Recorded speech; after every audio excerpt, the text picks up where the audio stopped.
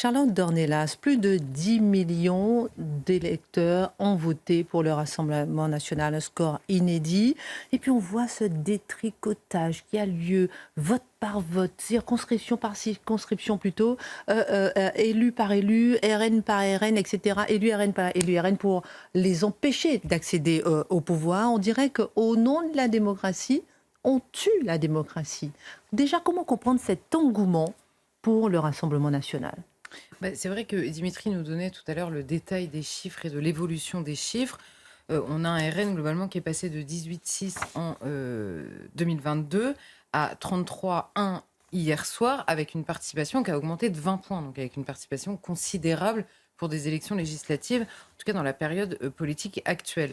Donc le score du Rassemblement national est très haut, avec une mobilisation très forte. Donc Emmanuel Macron qui nous disait, souvenez-vous, le soir des élections européennes que le message était clair sans jamais nous expliquer quel message était si clair que ça, eh bien le message était, j'imagine, plus clair encore hier soir puisqu'il était confirmé.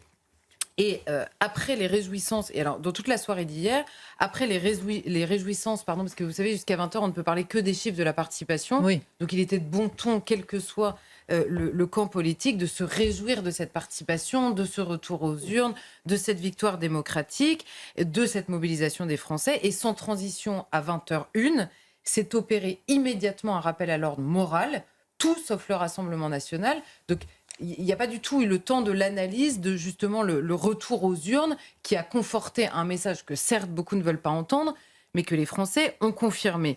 Donc là, depuis l'extrême gauche jusqu'à la droite de la Macronie, à l'intérieur de la Macronie, le rappel à l'ordre a été absolument immédiat, comme un réflexe, et un réflexe qu'on connaît depuis de longues années. Et la question, pour certains, quand c'était pourquoi, la réponse était parce que.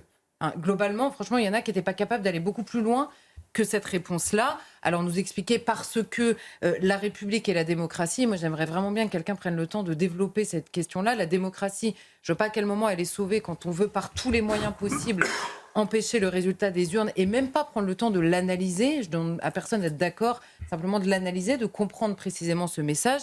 Et la République, en l'occurrence, en effet, je ne sais pas s'ils sont impérialistes ou monarchistes ou s'ils sont anti-républicains et que c'est interdit, parce qu'il y a parfois des partis monarchistes qui se présentent aux élections, notamment européennes, en France. Même eux, ils sont autorisés. Je ne sais pas très bien le Rassemblement national, c'est quoi le problème directement sur le terrain de la République. Ce serait intéressant que quelqu'un, enfin, nous explique cela. Le tout en sauvant les électeurs du Rassemblement national, extrêmement nombreux, en tentant de les sauver de l'infamie de laquelle on affuble le Rassemblement national par une pirouette qui, là encore, est impossible. Parce que quand ça fait 40 ans que vous usez de la même rhétorique contre le Rassemblement national, contre le Front national d'abord, puis contre le Rassemblement national, exactement la même rhétorique en l'assimilant, on vient de le voir avec Mathilde Panot, au nazisme pour les plus subtils d'entre leurs adversaires, les électeurs, soit ils sont complètement idiots, quand ça fait vraiment 40 ans, hein, je veux dire, ils ne peuvent plus être surpris. Donc soit ils sont complètement idiots, soit ils sont eux-mêmes complices de ce dont on dénonce au Rassemblement national. Donc le côté, oui, ils sont nazis, mais leurs électeurs, ça n'a rien à voir. Et évidemment, à eux, on parle et à eux, on les insulte pas. C'est objectivement, c'est pas une alternative à leur discours. Donc là aussi, il faudrait aller jusqu'au bout. Et la majorité présidentielle a rendu assez évidente cette manipulation par son comportement hier. Pourquoi ? Il ne s'agissait pas, quand ils se sont mis à parler, de désaccords politiques et donc d'alliances nécessaires, ce qui est toujours le cas et ce dont tout le monde est libre, évidemment, au moment d'un second tour, en particulier les électeurs, et certains semblaient l'avoir oublié hier soir. Mais là, on a eu affaire à un vaste mouvement absolument irrationnel par rapport à la situation politique que nous vivons depuis 2 ans et depuis quelques mois en particulier, si ce n'est au regard des forces en présence. Et c'est finalement Gabriel Attal qui a été le plus clair. Gabriel Attal a dit pas une voix au Rassemblement national, comme tout le monde, et il a précisé, comme la France insoumise ne peut pas gagner, alors là je renvoie à Dimitri, ne peut pas gagner jusqu'à quand, je ne sais pas, mais comme la France insoumise cette fois-ci ne peut pas gagner, alors on va réfléchir à des désistements sur le nouveau Front populaire de manière générale. Mais là, c'est plus tellement moral comme argument, si je puis me permettre. Là, ce qu'il est en train de nous expliquer, c'est que le seul moyen pour que nous restions au pouvoir sans cohabitation, comme ce ne sera pas du côté de la gauche, alors il faut empêcher le RN, quitte à s'allier à la gauche, de manière circonstancielle, pour pouvoir rester au pouvoir. Donc l'argument moral tombe immédiatement, il est simplement pratique et le but est de conserver le pouvoir, quitte à s'allier avec des gens envers qui la majorité a fait le plus de reproches et moraux et programmatiques ces derniers mois. Donc on a du mal à s'y retrouver. Et la deuxième chose, c'est que évidemment, cela prouve que le message envoyé par les Français, et même pour aller plus loin des deux côtés du bloc central, n'a pas du tout eu de place hier. Mais les Français étaient absolument inexistants dans cette affaire. Nous avons eu des réflexes par rapport au RN, une absence de réflexes par rapport au reste, parce que c'était beaucoup d'arrangements. Le tout pour, en effet, du côté de la majorité, conserver le pouvoir. Mais le message envoyé par les Français, le message politique, les sujets portés par les Français dans les urnes, encore une fois, d'un côté comme de l'autre, parce que le nouveau Front populaire était quand même assez haut, lui, il a disparu des écrans pendant toute la soirée. Invisibilité des Français. Mais n'est-il pas compréhensible, Charlotte Dornelas, que la majorité rappelle des désaccords profonds avec le Rassemblement national alors qu'il est aux portes du pouvoir? Évidemment que si. Bien sûr que quand le Rassemblement national est sur le point potentiellement d'entrer en cohabitation, évidemment que les désaccords politiques ont leur place le soir d'un premier tour quand il s'agit de convaincre une semaine après. Mais ça n'est pas ce qui a été fait. Hier, on n'avait pas l'exposé de désaccords politiques concrets exposés aux Français. On a eu une question de principe répétée à l'envi pendant toute la soirée. Pas une voix au RN et on discute avec tous les autres. En fonction, c'est le fameux cas par cas, on discute potentiellement avec tous les autres, même au sein de la France insoumise, puisque c'était le mistigri hier, hein, même au sein de la France insoumise, et de toute façon avec tous ses alliés. Et en effet, Mathieu avait raison de rappeler que les écologistes passent à travers les mailles du filet, alors que les mêmes reproches qu'à la France insoumise leur étaient faits sur beaucoup de sujets. Donc on n'est pas sur le terrain des idées, des choix, des propositions, mais simplement sur le terrain du réflexe, pas une voix pour le RN. Alors on va prendre un exemple très concret pour comprendre à quel point ce cordon n'a pas de sens politiquement. Dans les décomptes officiels du ministère de l'Intérieur, le Rassemblement national obtient 29,2% hier soir. Pourquoi ? Parce que le ministère de l'Intérieur a décidé, dans les étiquetages des différents, de mettre à part les candidats qui suivent Éric Ciotti, donc les candidats LR, RN, qui ont suivi Éric Ciotti, qui, eux, sont décomptés sous l'étiquette Union de l'extrême droite.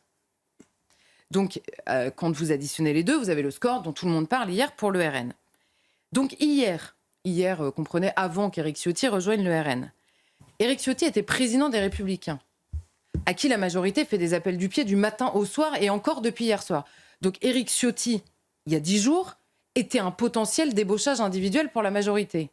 Depuis 10 jours, il y a un cordon infranchissable politiquement. Ils n'ont pas une idée en commun. C'est impossible d'imaginer faire un gouvernement avec lui. Alors, est-ce qu'on est réellement sur une question d'idées et de principes, ou est-ce qu'on est évidemment sur une question de réflexe? Par ailleurs, pas une voix au RN. Alors là, pour le coup, on intègre Éric Ciotti. Il n'y a plus de distinction. Donc, l'alliance est absolument impardonnable pour le RN et pour Éric Ciotti. Il n'y a pas de cas par cas dans ce cas-là, mais pas pour ceux qui ont fait alliance. Alors, parfois au sein de LFI et autour de LFI. Et je rappelle que quand par hasard il y a un argument qui sort sur le RN, en général, c'est le profil des personnes qui sont à l'origine du parti, de quelques personnes à l'origine du parti, de qui tout le parti, voire une partie des électeurs, est donc responsable pour toujours et à jamais. Et là, aujourd'hui, des profils jugés problématiques par la majorité aujourd'hui au sein de LFI n'empêchent pas l'alliance avec les autres de LFI aujourd'hui en temps réel. C'est original aussi comme argumentaire.